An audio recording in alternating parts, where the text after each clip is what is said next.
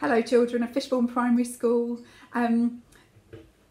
We wanted to start our story time today by introducing you to Gus. Lots of you who I have met on the path this week have commented on how nice it was to see the cats in the back of the film last week who stole the limelight. So I thought you might like to meet Gus.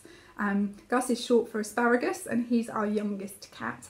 We've got another cat called Jasper who's in the garden. But this morning I thought about the cats as they were lying on the sofa in the sunshine without, it seemed, a care in the world. And thought how nice it must be to be a cat sometimes with nothing to worry about. And then when I thought about that, I thought, worries. Worries are difficult. And at different times of our lives, we have more things to worry about than at other times. And so for this week, I decided I'd choose a story about worrying. A story that we've taken from our collection of books, which are kept just outside the office. Off you go then, Gus. Off you go. I kept outside the office, which I thought that you might enjoy. Now, if you happen to be in Elephants class with Mrs. Harris and Mrs. Allen, you may well have seen this book because I saw Mrs. Harris recording it a couple of weeks ago. That's Gus's tail, you can see, going backwards and forwards. I hope it's not too distracting to you. We might have to move him on. Off you go, Gus. Good boy. So, Ruby's Worry, written by Tom Percival. I really hope you enjoy this. I think for some of you, the messages in it might ring true to you and be quite helpful. So here we go. Ruby loved being Ruby. She loved to swing up high. And she loved to explore faraway places. Sometimes she even went all the way to the very bottom of the garden. Ruby was perfectly happy. Until one day she discovered a worry. It wasn't a very big worry. In fact, it was so small that at first Ruby hardly noticed it. But then the worry started to grow. Each day it got a little bit bigger. It just would not leave her alone. It was there at breakfast, staring at her over the cereal box. And it was still there at night when she cleaned her teeth. The funny thing was that no one else could see Ruby's worry, not even her teacher. So Ruby pretended she couldn't see it either. She tried to carry on as if everything was normal, but it just wasn't. The worry was always there, stopping her from doing the things that she loved. Ruby wondered if the worry would ever go away. What if it didn't? What if it stayed with her forever? Ruby didn't realise, but she was doing the very worst thing that you can do with a worry. She was worrying about it. Now the worry was enormous. It could barely fit in the kitchen at tea time.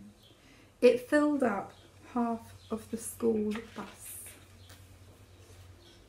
And it took up whole rows at the cinema. The worry became the only thing that Ruby could think about, and it seemed like she would never feel happy again. Then one day, something unexpected happened. Ruby noticed a boy sitting alone at the park. You see him there? He looked how she felt, sad. And then she noticed something else, something hovering next to him. Could it be a worry? It was. Ruby realised that she wasn't the only person with a worry after all. Other people had them too. She asked the boy what was on his mind, and as he told her, the strangest thing happened. His worry began to shrink.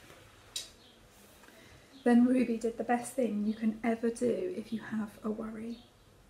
She talked about it, and as the words tumbled out, Ruby's worry began to shrink until it was barely there at all.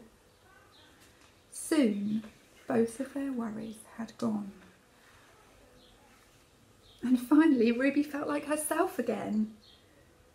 Of course, that wasn't the last time that she ever had a worry. Everyone gets them from time to time. But now that she knew how to get rid of them, they never hung around for long. So talking about worries can be one way of getting rid of them. And there's lots of ways that you can talk about worries with somebody who you trust at home, with your class teacher.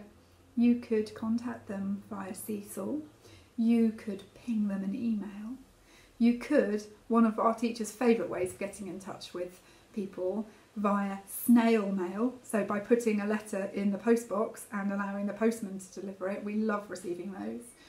You could pick up the phone and phone school between 10 and 11 any day of the school week, and there's always a teacher there ready to answer the call. The one thing we'd ask if you do that is that you ask your mum or dad if you can make that phone call before you do.